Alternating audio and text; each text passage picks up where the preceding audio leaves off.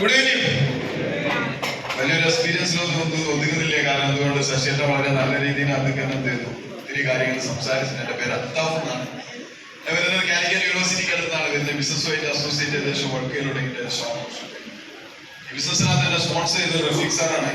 റഫീഖ് സാറാണ് ബിസിനസ്സിനെ ഇൻട്രൊഡ്യൂസ് ചെയ്യുന്നത്. ഷംസുദ്ദീൻ സാറാണ്. 6 വർഷങ്ങൾക്ക് ഈ ബിസിനസ്സിനകത്ത് കൂടെ വളരെ വലിയ രീതിയിനകത്ത് അച്ചീവ്മെന്റ്സ് ഒത്തിരി ലൈഫിനകത്ത് ഒത്തിരി കാര്യങ്ങൾ നേടിയെടുക്കാൻ പറ്റിയിട്ടുണ്ട്. ബിസിനസ്സിനകത്ത് വരുന്ന സമയത്ത് ഒരു അലവുണ്ടാക്കുന്ന ജോലികൾ ഹൗസ് ഡ്രൈവര് ബിസിനസ്സിനകത്ത് വരുന്ന സമയത്ത് ഞാൻ അഡീഷണൽ 25,000 രൂപ എക്സ്പെൻഡ് ചെയ്തിട്ടാണ് ബിസിനസ്സിനകത്ത് ഞാൻ കടന്നു വന്നത്. റഫീഖ് സാറോട് പറഞ്ഞ ഒരു കാര്യം മാത്രമേ ഉള്ളൂ. അഡീഷണൽ 25,000 രൂപ ഒരു മാസം കിട്ടിയാൽ മതി. എന്നാല് ഏകദേശം 2-3 കൊല്ലം കൊണ്ട് എന്റെ കണക്കുകളൊക്കെ മുട്ടാൻ പറ്റും എന്നുള്ളതിനെ കുറിച്ചിട്ടാണ് ഞാൻ ഈ ബിസിനസ്സിനകത്ത് കടന്നു വന്നത്. പക്ഷെ ബിസിനസ്സിനകത്ത് കടന്നു വന്ന സമയത്താണ് എനിക്ക് ഒരു കാര്യം മനസ്സിലാക്കി. ബിസിനസ്സിനകത്ത് കൂടെ എന്റെ കടകൾ മാത്രമല്ല എന്റെ ലൈഫിനകത്തുള്ള ഒത്തിരി സ്വപ്നങ്ങൾ എനിക്ക് നേടിയെടുക്കാൻ പറ്റുന്നതിനെ കുറിച്ച് മനസ്സിലായി. കാരണം സ്വപ്നങ്ങൾ തന്നെ ഒത്തിരി സ്വപ്നങ്ങൾ ഉണ്ടായിരുന്നു. കാരണം ജീവിതത്തിനകത്ത് സ്വപ്നങ്ങളൊന്നും നേടിയെടുക്കാൻ പറ്റാത്തൊരു വ്യക്തിയായിരുന്നു. കാരണം ഞാൻ എന്റെ എഡ്യൂക്കേഷൻ ഞാൻ നിർത്തുന്നത് MBA കഴിഞ്ഞിട്ട് ഞാൻ ഡിഗ്രി എടുക്കാൻ വേണ്ടി പോകുന്ന MBA പോകണമെന്ന് താല്പര്യം ഉണ്ടായിരുന്നു. 4ാം ക്ലാസ്സിൽ നിർത്തേണ്ടി വന്നു. കാരണം MBA പോകണമെങ്കിൽ SSLC ഒക്കെ പാസ്സാണ്.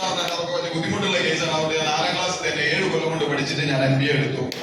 ഇന്ന് എന്നെ കണ്ടാൽ MBA-ക്കാരന് ലുക്കില്ലേ? ലുക്ക് ആവശ്യമില്ല, ലുക്ക് മതിയപ്പാ. ഏകദേശം 7 വർഷം കൊണ്ട് 4ാം ക്ലാസ്സിൽ എത്തിയിട്ട് എന്റെ പഠനത്തിന്റെ മുമ്പൊന്ന് ആലോചിച്ചാൽ മതി. പക്ഷേ 7 വർഷം കൊണ്ടാണ് 4ാം ക്ലാസ്സിൽ എത്തിയതെങ്കിൽ 11 മാസം കൊണ്ട് ഇവിടെ 2,10,000 മനസ്സിലാക്കിയ ഒരേ ഒരു കാര്യം മാത്രം, വിദ്യാഭ്യാസത്തിനല്ല പ്രാധാന്യം. വിദ്യാഭ്യാസം വേണ്ടെന്നല്ല, വിദ്യാഭ്യാസം വേണം. ഞാൻ സ്കൂൾ പോകാത്തതുകൊണ്ട് വിദ്യാഭ്യാസം മോശം എന്നുള്ളതല്ല, വിദ്യാഭ്യാസം ഏറ്റവും നല്ല സംഭവം. കാരണം എനിക്കറിയാൻ പറ്റും, ഒരു ഭൂമി ഇപ്പൊ രജിസ്റ്റർ ചെയ്യാൻ വേണ്ടി നോക്കിയ സമയത്ത് ഒപ്പിടാൻ മാത്രം പോലെ വേറെ പലത് എഴുതണം, ബാപ്പാന്റെ പേര് എഴുതണം, കുടുംബ പേര് എഴുതണം, ഇതൊക്കെ എഴുതണം തന്നെ ഞാൻ ഇറക്കാറായി. അതുകൊണ്ട് പണത്തിനൊക്കെ പക്ഷേ എന്നാലും ശരി ഭൂമി രജിസ്റ്റർ ചെയ്തിട്ടുണ്ട് പേര്. സോ ഒരു കാര്യം വളരെ വ്യക്തമാണ് ഇവിടെ ഫ്രണ്ട്സ്, സാമ്പത്തികം ഉണ്ടെന്നുണ്ടെങ്കിലും ഒന്നും ഒരു ടെൻഷനല്ല. പൈസ ഉള്ളതുകൊണ്ട് ഏതൊരു വ്യക്തിന്റെ മുന്നിൽ ധൈര്യമായിട്ട് നിന്നിട്ട് പറയാൻ എഴുതാനും വായിക്കാനും അറിയില്ല. ആണല്ലേ? പൈസ ഇല്ലെങ്കിലോ? പൈസ ഉണ്ടെങ്കിൽ എഴുതാനും വായിക്കാനും അറിയില്ല എന്നറിയാം. മോശമാണ് പപ്പ. ആണ് നിങ്ങളുടെ മുന്നിൽ നിന്നിട്ട് എനിക്ക് ധൈര്യമായിട്ട് പറയാം എനിക്ക് എഴുതാനും വായിക്കാനും അറിയില്ലാതെ. കാരണം എന്താ? ബാങ്കിൽ നല്ല രീതിയിൽ ബാങ്ക് ബാലൻസ് ഉണ്ട്. പക്ഷെ നിങ്ങൾ മനസ്സിലാക്കുക, ഇന്ന് എന്റെ ലൈഫിനകത്ത് ഞാൻ വളരെ എൻജോയ് ചെയ്തിട്ട് ലൈഫ് എൻജോയ് ചെയ്ത് കൊടുക്കണം.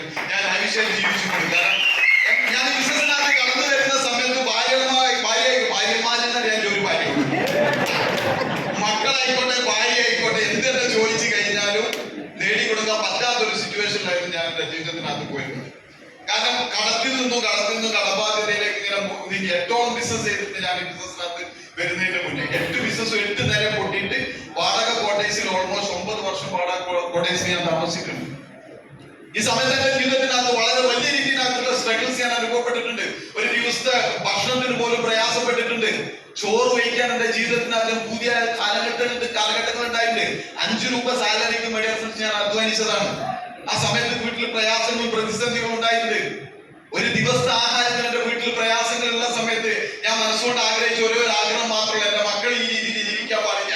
ഞാൻ ജീവിച്ചത് എന്തോ എന്നുള്ളത് പ്രശ്നമല്ല, എന്റെ മക്കൾ ഈ രീതിയിൽ ജീവിക്കാൻ പാടില്ല എന്നെ കുറിച്ച് ആത്മാർത്ഥമായിട്ട് ഞാൻ ആഗ്രഹിച്ചിരുന്നു. പക്ഷെ ഒരു ദിവസം എനിക്ക് ദൈവം കാണിച്ചു തന്നിട്ടുണ്ട്. എന്നിട്ട് എന്റെ ലൈഫിനകത്ത് പ്രയാസങ്ങളുണ്ട്. ജീവിതത്തിലേക്ക് കടന്ന സമയത്ത് വാടക കോട്ടയത്ത് താമസിച്ചിട്ടുണ്ട്.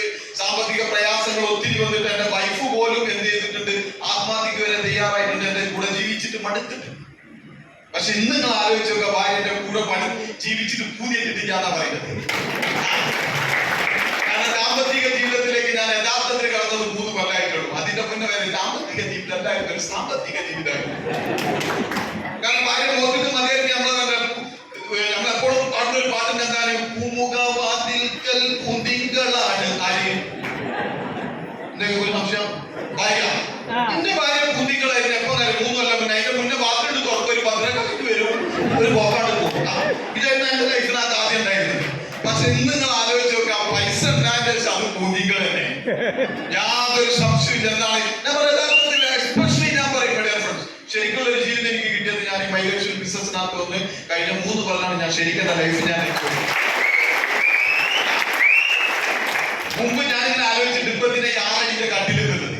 അന്ന് എനിക്ക് 6 അടിന്റെ കട്ടില് എന്ത് ചെയ്തു, എന്നിട്ടും സ്ഥലം പ്രയാസമായിരുന്നു. പക്ഷെ ഇന്ന് നമ്മൾ ആലോചിച്ച 6 അടിന്റെ കട്ടിലായിരുന്നു. കാരണം അത്രയും അടുത്താണ് എടുക്കാം, മുമ്പ് കുറ്റേ. ഞങ്ങളുടെ സ്നേഹത്തിന്റെ ഒരുപാട് കാര്യങ്ങൾ, അങ്ങനെ പറയാനുള്ള ഒരുപാട് കാര്യങ്ങളിലേക്ക് കടന്നു. പക്ഷേ ഞാൻ അങ്ങോട്ട് ഒരു സക്സസ്ഫുള്ളിലേക്ക് ഞാൻ പോകുന്നില്ല. പക്ഷെ ഒരു കാര്യം ഉറപ്പാണ്, ദാമ്പത്തിക ജീവിതത്തിന്റെ യഥാർത്ഥ ഘടകം സാമ്പത്തികമാണ്. യാതൊരു സംശയം. അതില്ലെങ്കിൽ ജീവിതം കട്ടപ്പോയാണ് ഇവിടെ. അതുകൊണ്ട് തന്നെ ഞങ്ങളോട് ഗ്യാരണ്ടി ചെയ്തിട്ട് പറയും, ഈ ബിസിനസ് നിങ്ങളെ സംബന്ധിച്ചിടത്തോളം ലൈഫിനകത്ത് സാമ്പത്തിക ഭദ്രത ക്രിയേറ്റ് ചെയ്യണം, നല്ലൊരു ജീവിതം വേണമെന്ന് ആത്മാർത്ഥമായിട്ട് ആഗ്രഹിക്കുന്നെങ്കിൽ ഞങ്ങളോട് പറയാം. ഇനി കടന്നു വരാൻ